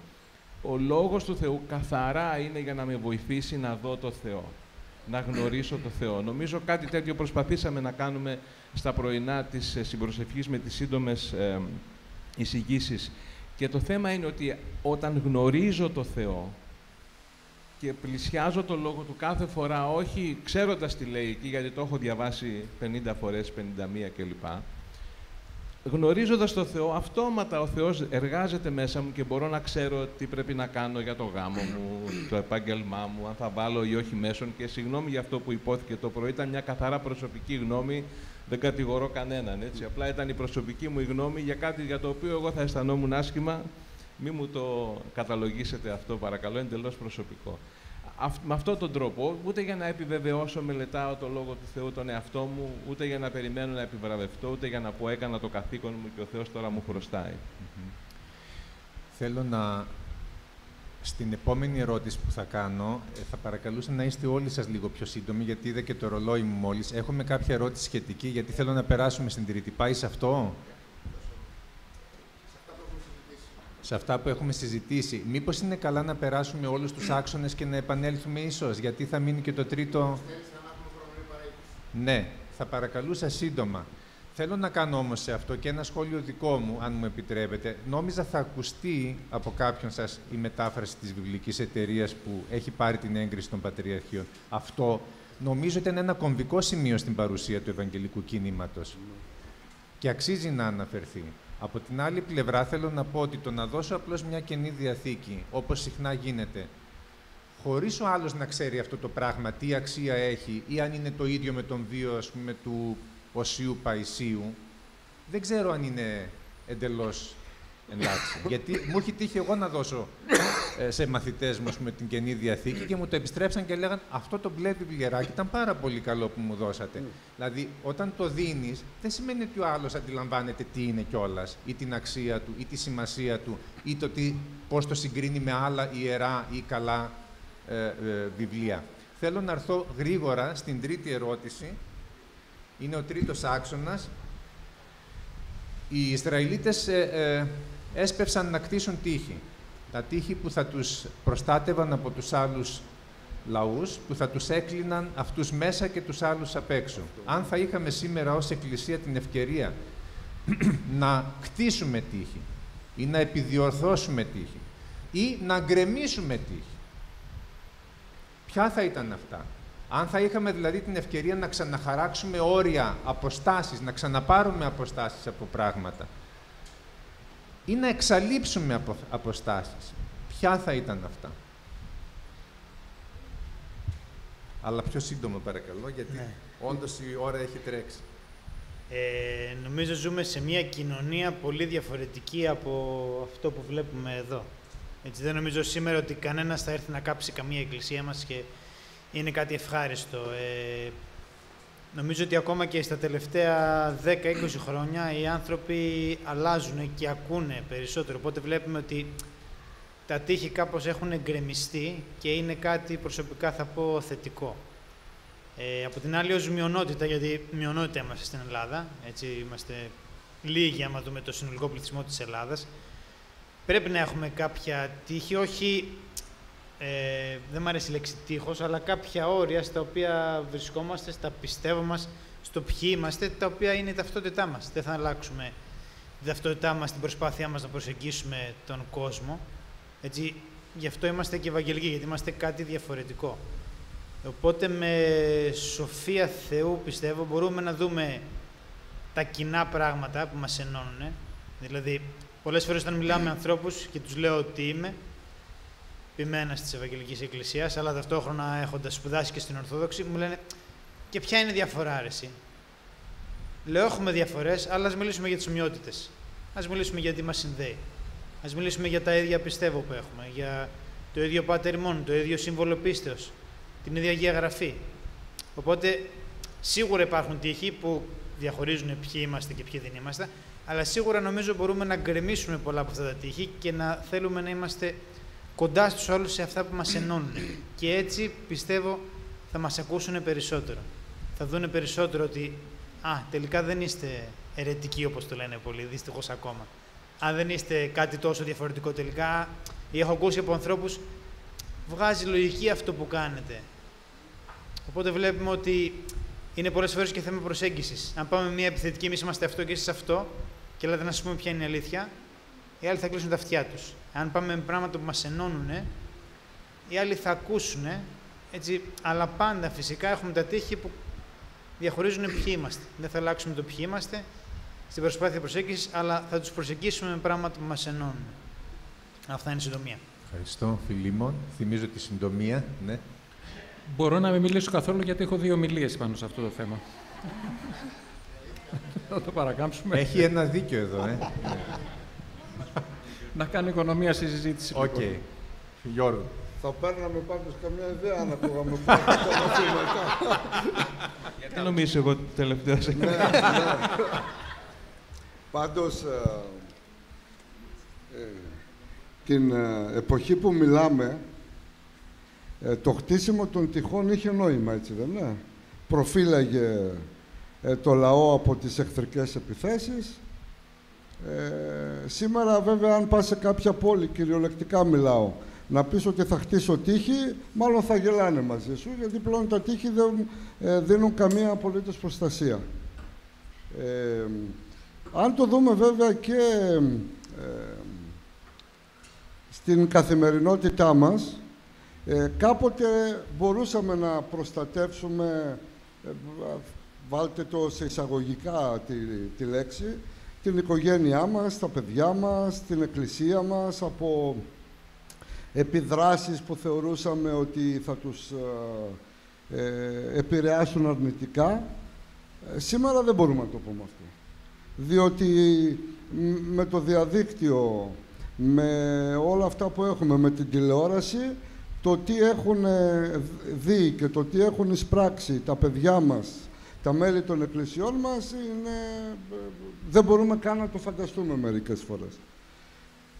Θεωρώ λοιπόν ότι η δουλειά που έχουμε να κάνουμε τώρα είναι και εξάλλου, ο σκοπός μας τώρα δεν είναι να χτίσουμε τείχη για να απομονωθούμε από ανθρώπους ή να μην πάρουν, όπως έλεγε οι Ισραηλίτες, από τα έθνη που θα συναντήσουν γυναίκες ή άντρες και πέσουν στην ειδωλολατρία και στα βδελίγματα τα δικά τους και στον τρόπο θυσίας τους. Τα τείχη τα δικά μας σήμερα αφορούν το φρόνημα του κόσμου, την επιθυμία του κόσμου, Επειδή βλέπουμε ότι καθημερινά πλέον και στα σχολεία, που είναι ένας χώρος όπου τα παιδιά μας περνάνε πάρα πολύ χρόνο, αρχίζουν και εισέρχονται πράγματα τα οποία πριν μερικά χρόνια δεν μπορούσαμε καν να τα φανταστούμε. Αυτό που χρειάζεται μάλλον είναι να χτίσουμε υγιείς, δυνατούς χαρακτήρες, με βάση στο Λόγο του Θεού, στο Ευαγγέλιο, και όσο περισσότερο μπορούμε να κοιτάξουμε, όπως είπε ο Στάθης, τις ομοιότητές μας μεταξύ μας και να προχωρήσουμε μπροστά όλοι μαζί. Στα ουσιώδη συμφωνούμε, στα επουσιώδη κάνουμε υπομονή ο ένας τον άλλον και προχωρούμε όλοι μαζί με αγάπη και με ενότητα. Σε αυτό που είπε ο αδελφός Γιώργος, κάποιοι αδελφοί, ας πούμε, λένε δεν θέλουμε το δημόσιο σχολείο, κτίζουμε τύχη, κάνουμε homeschooling. Στέφανε, έδωσες πίσω το μικρόφωνο. Όχι, ναι. Ναι. Πολύ γρήγορα θέλω να πω ότι αυτό που πρέπει να γκρεμιστεί είναι το τείχος του εκκλησιαστικού καταναλωτισμού. Φοβάμαι ότι λίγο βλέπουμε την εκκλησία σαν να παίζουμε ένα ηλεκτρονικό παιχνίδι, δεν ξέρω αν έχετε παίξει ποτέ, που επιλέγεις τι ρούχα θα φοράει ο ήρωάς σου, τι θα είναι ο ήρωάς σου, τι όνομα θα έχει, και καμιά φορά διαμορφώνουμε έτσι και αυτόν που κηρύττει. Αυτός φοράει πιο σπορτίσιμο, ο άλλος πιο νεανικό, ο άλλος πιο σοβαρό. Αυτό πρέπει, νομίζω, να γκρεμιστεί, να επιλέγω να αλλάζω εκκλησία ανάλογα με τον ομιλητή και τι πρόγραμμα προσφέρει η εκκλησία, νέων, εφήβων, Κυριακού κτλ. Την ίδια στιγμή πρέπει, πιστεύω, να χτίσουμε ένα τείχος εκκλησιαστικής συνείδησης. Μην με παρεξηγείτε, το λέω με φόβο, αλλά προσέξτε. Την αίσθηση της οικογένειας μέσα στην εκκλησία. Η εκκλησία είναι μία οικογένεια. Και αν ανέφερα τη λέξη τείχος, δεν είναι για να περιορίσουμε και να κρατήσουμε τα πρόβατα μέσα στο μαντρί, αλλά να προσφέρουμε ασφάλεια. Να είμαστε η οικογένεια, να είμαστε οι γονείς όλων των παιδιών της εκκλησίας.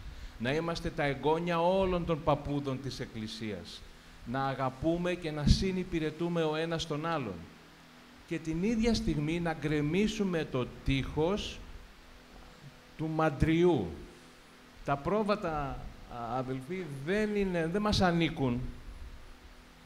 Τα πρόβατα δεν μας ανήκουν,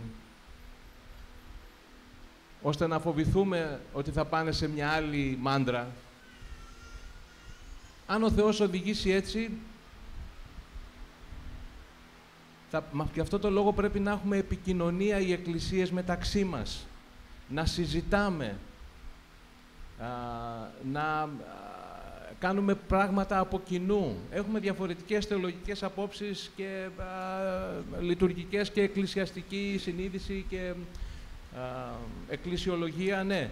Αλλά πρέπει να συνεργαζόμαστε και να συνεργαζόμαστε για όφελος της ευρύτερης οικογένειας. Γιατί ναι, υπάρχει μια οικογένεια μέσα στη δική μας την εκκλησία που εγώ συμμετέχω, αλλά υπάρχει και μια άλλη οικογένεια στην οποία και εκείνη είμαι μέλος με την ευρύτερη έννοια. Γιατί είμαι στην οικογένεια του Χριστού. Και οφείλουμε οι εκκλησίες να νοιαζόμαστε για όλους και να μην βλέπουμε απλά ότι έφυγε από εμάς, πήγε εκεί, έφυγε από εκεί, ήρθε σε εμάς κτλ. Συνεννόηση. Και αυτό χαίρομαι γιατί συμβαίνει σε μεγάλο βαθμό σε εκκλησίες στη Θεσσαλονίκη. Και έχω προσωπική εμπειρία. Με έχω μιλήσει συχνά. Συμβαίνει κάτι στην εκκλησία μας από ένα μέλος που έχει έρθει από μια άλλη εκκλησία. Τηλεφωνώ, δείχνω ενδιαφέρον, οι αδελφοί από εκεί με βοηθούν. Το αντίστοιχο γίνεται και σε εμάς.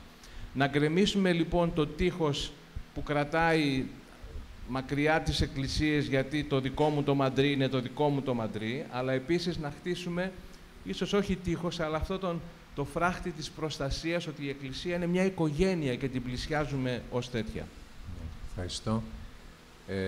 Δεν ξέρω, αδελφός Φιλίμωνας, τι έχει εργαστεί από τις ερωτήσεις, οπότε περνάει σε σένα το μικρόφωνο. Λοιπόν, έχουμε πολλές ερωτήσεις. Ευχαριστώ. Είναι όλες καλές ερωτήσεις. Δεν θα προλάβουμε προφανώς να τις δούμε όλες. Ξεκινάω με μια ομάδα ερωτήσεων. Η αλήθεια είναι ότι έχουμε 8 ερωτήσεις, έτσι, στατιστικά. 8 ερωτήσεις στα χαρτάκια και άλλες 6 ψηφιακές. Για να κερδίσουμε χρόνο, δεν θα μπορέσουμε να τις απαντήσουν όλοι, ένας να απαντάει, ασφάλως, θα απαντήσει κάποιος που ότι έχει να πει κάτι. Ναι. Λοιπόν, ομαδοποιώ 4 ερωτήσεις που έχουν σχέση με την κουλτούρα, γενικά με αυτό το πρώτο θέμα που έχεις ρωτήσει, και αναφέρουν ότι στη μεταρρύθμιση κοπήκαμε από τις ρίζες, αυτό που έλεγες και εσύ, και θα μπορούσαμε να ενσωματώσουμε ό,τι καλό υπάρχει. Ότι αυτή είναι επώνυμη, είναι της αδερφής της Ρούλας της Γούδα, ότι στη χώρα μας είμαστε 0,2%. Μπορούμε να περιλάβουμε περισσότερα χριστοκεντρικά τροπάρια ή προσευχές, παραδείγματος χάρη του Χρυσοστόμου. Είναι ερωτήσεις ή διαπιστώσεις? Δηλαδή η ερώτηση ποια είναι, αυτό επεμβαίνω λίγο. Υπάρχει και ερώτηση. Ναι. Γιατί δεν περιλαμβάνουμε, πάρ' το ερώτηση, σου αρέσει έτσι. Γιατί δεν περιλαμβάνουμε περισσότερα χριστοκεντρικά τοπάρια της Ορθόδοξης παράδοσης? Παραδείγματος χάρη αναφέρουν ότι έχουμε συμπεριλάβει στο ημνολόγιο το Χριστός Ανέστη, γιατί όχι να βάλουμε κι άρα παρόμοια, και γιατί όχι συνεχίζει κάποιος άλλος να ενσωματώσουμε διδαχές από φωτισμένους Ορθόδοξους ιερωμένους ή θεολόγους και πατέρες Εκκλησίας και να αναφερόμαστε μόνο σε σημαντικές μορφές της Δύσης. Και ένα πολύ πιο συγκεκριμένο πάνω σε αυτή την ερώτημα είναι για τη γλώσσα της προσέγγισης που ανέφερε ο Στάθης στην αρχή. Όντως διαπιστώνει ότι έχουμε κάποια προβλήματα εκεί. Δεν ακούμε, παραδείγματος χάρη, λέει τη λέξη στα ευαγγελικά διδάγματα, λέξη Θεοτόκος. Είναι λάθος. Και γιατί? Αυτή είναι πολύ συγκεκριμένη, δεν ξέρω αν θέλετε να απαντήσει σε αυτήν. Είναι πολύ συγκεκριμένη, αλλά στο γενικό, στο γενικό πλαίσιο. Κάποιος σας απαντήσει εάν θα μπορούσαμε να συμπεριλάβουμε κάτι από την Ορθόδοξη υμνολογία, για παράδειγμα, λατρεία, που είναι χριστοκεντρικό. Δεν ξέρω ποιος αισθάνεται υπεύθυνος να το απαντήσει. Έχω την εντύπωση. Παρακαλώ. Ναι. Όχι, άμα θες να πεις, εννοείται. Απλά έλεγα ότι κάτι ακούστηκε προηγούμενα από τον Φιλίμωνα στην πρώτη του. Στάθη, θες να το Όχι, του Φιλίμωνα είπα. Όχι, προτιμώ να μην απαντήσω αυτή την ερώτηση. Προσωπικά θεωρώ ότι θα μπορούσαμε να έχουμε και άλλους ύμνους τροπάρια, όπως έχουμε το Χριστός Ανέστη κλπ. Προσωπική αντίληψη είναι αυτή.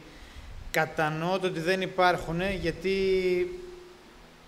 για πολλές δεκαετίες είμαστε σε μια Ελλάδα κάπως έτσι, ξαναδείχνω την εικόνα. Οπότε καταλαβαίνουμε ότι οι παλαιότερες γενιές υπήρχε ξεκάθαρο ότι η Ορθόδοξη Ευαγγελική, η Ευαγγελική είναι αιρετική, η Ευαγγελική είναι Αχοβάδες. Οπότε το να υπήρχαν ήδη εδώ και πολλές δεκαετίες αυτά στα υμνολόγια μας, το βρίσκω λίγο δύσκολο. Πλέον νομίζω είμαστε σε ένα σημείο που θα μπορούσαμε να το κάνουμε προσωπική, ξαναλέω, γνώμη. Δεν δείχνω το δάχτυλο σε οποιαδήποτε εκκλησία. Θεωρώ επίσης ότι υπάρχουν στους πατέρες της Ορθόδοξης Εκκλησίας και στις Ρωμαϊκές Εκκλησίες τεράστια σοφία, αλλά πάντα ότι δεν είναι θεόπνευστα. Το μόνο θεόπνευστο πράγμα είναι η Αγία Γραφή. Το μόνο θεόπνευστο βιβλίο είναι η Αγία Γραφή. Κανένας πατέρας και τίποτα δεν είναι αλάνθαστος. Οπότε σε αυτό πρέπει να μείνουμε και να επιμείνουμε ξεκάθαρα. Θεωρώ ότι χάνουμε με το να μην διαβάζουμε πατέρες, με το να μην σχολιάζουμε πατέρες. Αλλά πάντα πρέπει να γίνει με σοφία, με προσοχή και να πάρουμε τα καλά που έχουμε να πάρουμε και να μην κολλήσουμε στην παράδοση. Έτσι, θεωρώ ότι έχουμε πράγματα να διδαχτούμε. Αυτό δηλαδή, έχουμε πράγματα να πάρουμε που τα έχουμε αφήσει, όπως λέει και ο αδελφός Γούδας, το έχει πει πάρα πολλές φορές στην εκκλησία που μεγάλωσα, μαζί με το νερό πετάξαμε και το μωρό, έτσι είναι μια φράση που μεγαλώσαμε με αυτήν. Θεωρώ ότι έχουμε να πάρουμε, έχουμε πράγματα να μάθουμε, με προσοχή φυσικά, και θεωρώ μείναμε πίσω σε αυτό. Απ' την άλλη καταλαβαίνω τους λόγους. Να πάμε στην επόμενη. Ναι. Το επόμενο είναι μια ομαδοποιημένη πάλι για την εξωστρέφειά μας. Πώς θα κάνουμε πιο εξωστρεφείς τις εκκλησίες μας, και μια παρόμοια ερώτηση, λέμε ποιους τρόπους πρέπει να αλλάξει ο τρόπος ευαγγελισμού.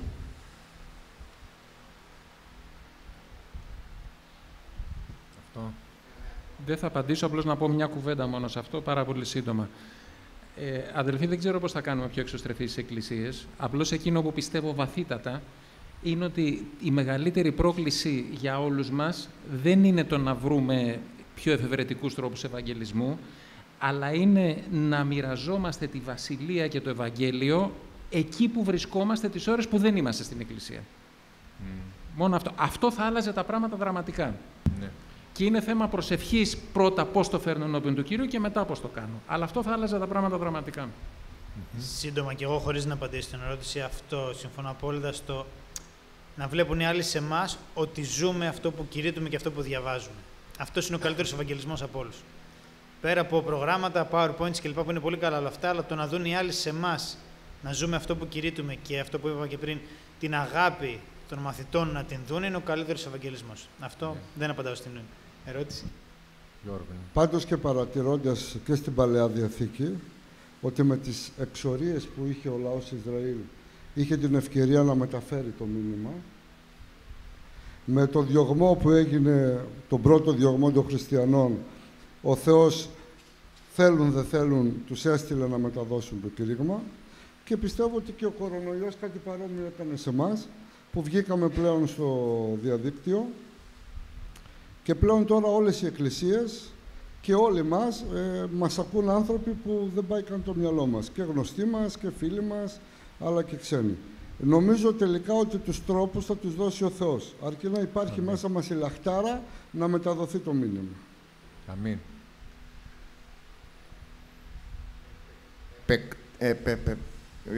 Επεκτείνοντας το ερώτημα, υπάρχει μια ερώτηση του αδελφού του Ηλία του Αρμένη, που θέτει την ερώτηση, η ερώτηση είναι αν θα έπρεπε η Εκκλησία να έχει δημόσια φωνή για τα ζωτικά ζητήματα της ελληνικής κοινωνίας, και ας το πάρουμε σαν αυτό εξέταση της ευαγγελικής κοινότητας από παλιά μέχρι σήμερα, στη διαφθορά, στο γάμο φίλων σε γαβαγιών, στην υιοθεσία, στον κορονοϊό κτλ.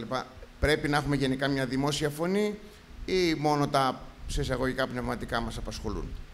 Να προσθέσω σε αυτό, αν θέλετε, να γίνω λίγο αιχμηρός. Μαζί με αυτά τα θέματα υπάρχει, ας πούμε, όταν έγινε η καταδίκη της Χρυσής Αυγής, η Ελληνική Ευαγγελική Εκκλησία ως Σύνοδος πήρε θέση. Είναι ένα από τα θέματα. Κάποιοι αδελφοί είπαν απαράδεκτο. Κάποιοι αδελφοί είπαν επιτέλους. Όχι μόνο γι' αυτό, γενικότερα, αν παίρνουμε θέση. Ποιος? Στέφανη, ναι. Θεωρώ ότι ο χριστιανός οπωσδήποτε πρέπει να στέκεται για το δίκαιο και το αληθινό. Ορισμένες φορές, βέβαια, είναι λιγάκι ρευστά τα πράγματα και ειδικά όσο ό,τι έχει να κάνει με πολιτικές απόψεις που διαφέρουν μέσα στους χώρους μας. Την ίδια στιγμή όμως για ζητήματα που αφορούν την κοινωνία και που όλοι μας ψάχνουμε απαντήσεις, για παράδειγμα αναφέρθηκε νομίζω στην αρχή αλλά δεν το συζητήσαμε, για το ζήτημα του προσδιορισμού του φύλου, του προσδιορισμού τι είναι γάμος, πώς το αντιλαμβανόμαστε, πώς το αντιλαμβάνεται η κοινωνία. Ζητούμε για αυτά απαντήσεις μέσα στις εκκλησίες μας και θεωρώ ότι πρέπει να γίνει και ξέρω τουλάχιστον στην Ελληνική Ευαγγελική Εκκλησία ότι γίνεται μια προσπάθεια και ετοιμάζεται ένα κείμενο σχετικά, όπως επίσης και ο Πανελλήνιος Ευαγγελικός Σύνδεσμος σε συνεργασία με τον Ευρωπαϊκό Ευαγγελικό Σύνδεσμο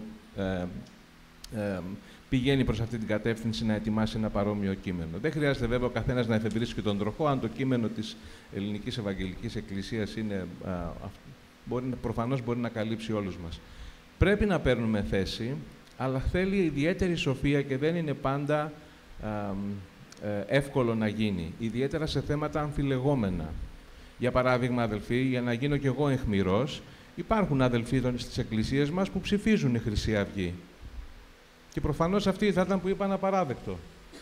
Δηλαδή, για να τα λέμε όλα και με το όνομά τους. Όπως και με τον κορονοϊό, καταλάβατε, δεν χρειάζεται να πω κάτι άλλο, γι' αυτό δεν συνεχίζω. Υπάρχουν διαφορετικές απόψεις. Λοιπόν, σε αυτά τα ζητήματα χρειάζεται πολύ σοφία το τι θέση θα πάρει κανείς, αλλά πιστεύω ότι η Εκκλησία και το Πνεύμα του Θεού οδηγεί ανθρώπους του Θεού μέσα στις συνάξεις μας και στην κοινότητά μας που έχουν τη λογική που ανέφερε ο Φιλίμωνας, που γνωρίζουν τα πράγματα του Θεού και μπορούν να διατυπώσουν μία θέση που μπορεί να σταθεί εκεί έξω. Βέβαια, πάλι λέω ότι είναι πάρα πολύ δύσκολο, γιατί υπάρχουν πολλές διαφορετικές απόψεις ανάμεσά μας. Μπορώ να πω κάτι? Συγγνώμη. Αδελφοί, πιστεύω ότι το θέμα είναι δύσκολο. Δεν διαφωνώ στο να παίρνει η Εκκλησία θέση, αλλά θέλω να πω το εξής. Πάρτε ένα παράδειγμα. Να διατυπώσει η Εκκλησία τη θέση της για την έκτρωση. Τη διατύπωσε. Και έρχεται μία κοπέλα στην Εκκλησία, που διακονώ, παράδειγμα, και λέει «Έχω ένα παιδί από ένα βιασμό και δεν μπορώ να το κρατήσω και θέλω να κάνω έκτρωση». Ποια είναι η θέση της Εκκλησίας? Τι θα πρέπει να πει η Εκκλησία? Αυτή είναι η θέση μας. Η άποψη δικιά μου είναι ότι η Εκκλησία θα πρέπει να πει, αν είναι πραγματικά Εκκλησία, αυτή είναι η θέση μας, αλλά μαζί με τη θέση μας θέλουμε να σου πούμε ότι αν αποφασίσεις να το γεννήσεις αυτό το παιδί, η Εκκλησία θα γίνει η οικογένειά σου. Αμήν. Μπορούμε να το πούμε αυτό? Αμήν. Αν δεν μπορούμε να το πούμε αυτό και λέμε μόνο αυτή είναι η θέση μας, επιτρέψτε μου να πω καλύτερα να μην πούμε τίποτα. Αν παίρνουμε θέση, και πρέπει να πάρουμε, για όλο αυτό, για το φύλο, για τον προσδιορισμό κτλ., να πάρει θέση η Εκκλησία. Αλλά το ερώτημα πάλι είναι, εάν κάποιος άνθρωπος που έχει ένα τέτοιο ζήτημα έρθει στην Εκκλησία μας, πώς θα τον αντιμετωπίσουμε, με τη θέση μας? Ή αυτός ο άνθρωπος θα νιώσει στις εκκλησίες μας όπως οι αντίστοιχοι άνθρωποι της εποχής του ένιωθαν άνετα δίπλα στο Χριστό? Είναι και τα δύο.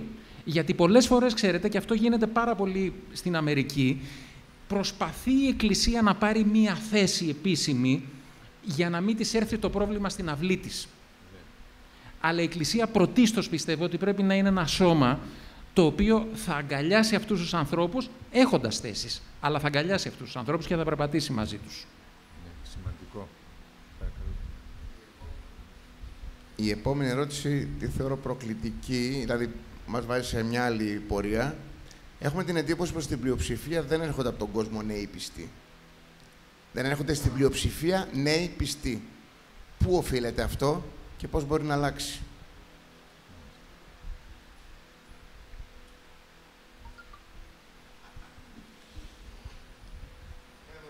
Αυτό ήταν πολύ δύσκολο. Τώρα ποιος το ρώτησε αυτό?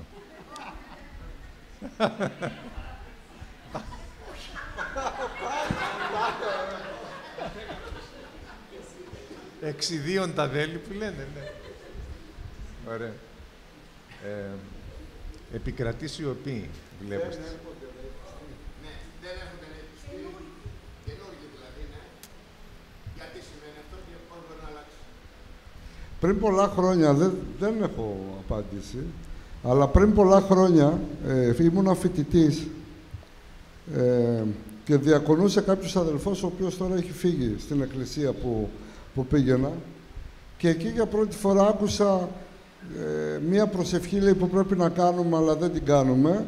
Είναι «Θεέ μου, φύλαγε τους νέους πιστούς από τους παλιούς». Δεν ξέρω. Μήπως υπάρχουν πράγματα που πρέπει ο Θεός να δουλέψει μέσα στην εκκλησία μας. Δεν ξέρω, ειλικρινά δεν ξέρω. Μακάρι να το ξέρα, θα το είχαμε εφαρμόσει στη δική μας εκκλησία. Αν και τον τελευταίο καιρό βλέπουμε μία κίνηση και αρχίζουμε και ελπίζουμε σε αυτό, αλλά ειλικρινά για να σταθούν οι νέοι πιστοί χρειάζονται τους παλιούς πιστούς. Και μήπως ο Θεός θέλει ακόμα να δουλέψει μαζί μας, μήπως εμείς τελικά δεν έχουμε ανοίξει τις καρδιές μας τόσο ώστε να είμαστε έτοιμοι για να υπηρετήσουμε αυτές τις νέες ψυχές. Πολύ σημαντικό είναι ότι ο κόσμος έχει προβλήματα σήμερα, πολλά προβλήματα, και δεν ξέρω αν μπορούμε να σταθούμε σε αυτά τα προβλήματα και πόση διάθεση έχουμε και πόσο χρόνο. Θέλω να σας πω από την εμπειρία μου μόνο, ότι στις περιόδους που δίνουμε βαθμούς στο σχολείο, δεν υπάρχει γονιός που να στέκεται, ενώ έρχονται όλοι και περιμένει ο ένας τον άλλον, που να στέκεται λιγότερο από μισή ώρα. Έχω τύχει και με μία και μια μισή ώρα που να θέλει να πει τα προβλήματά του όχι στον πιστό ή στον ποιμένα της Εκκλησίας, θέλει να τα πει στο δάσκαλο, γιατί δεν έχει βρει πουθενά αλλού να μιλήσει. Είναι εντυπωσιακό. Και το ζουν και άλλοι συνάδελφοί μου αυτό. Δεν ξέρω πόσο έτοιμοι είμαστε να διαθέσουμε τόσο χρόνο και τόση ψυχή σε αυτούς τους ανθρώπους που θα έρθουν μέσα στην Εκκλησία, τους νέους. Είναι μία άποψη, δεν έχω απάντηση. Νομίζω είναι μια πολύ δύσκολη ερώτηση που αν είχαμε την απάντηση εδώ θα ήταν γεμάτο από νέους. Έχουμε νέους και δόξα τω Θεώ ένα συνέδριο με αρκετούς νέους. Θεωρώ ότι είναι ένας συνδυασμός πραγμάτων, ένα από τα οποία είναι ότι ο πιο νέος άνθρωπος ακόμα ψάχνεται. Και ίσως λανθασμένα θεωρεί ότι αν μπω στη ζωή μιας εκκλησίας χάνω πράγματα, εγκλωβίζομαι. Οπότε γιατί να πάω και όταν θα είμαι μεγαλύτερος. Είναι ένα πρόβλημα στο οποίο θα πρέπει να βρούμε λύση και θα πρέπει να βρούμε απάντηση το συντομότερο δυνατό. Πώς θα μπορέσουμε να κάνουμε την εκκλησία ελκυστική προς τους νέους, χωρίς όμως να αλλάξουμε την εκκλησία. Γιατί δυστυχώς βλέπουμε στην Αμερική κυρίως, για να γίνει μια προσέγγιση προς τους νέους, να αλλάζει η εκκλησία, να αλλάζει η θεολογία, να αλλάζει η αλήθεια, και αυτό μόνο λύση δεν είναι.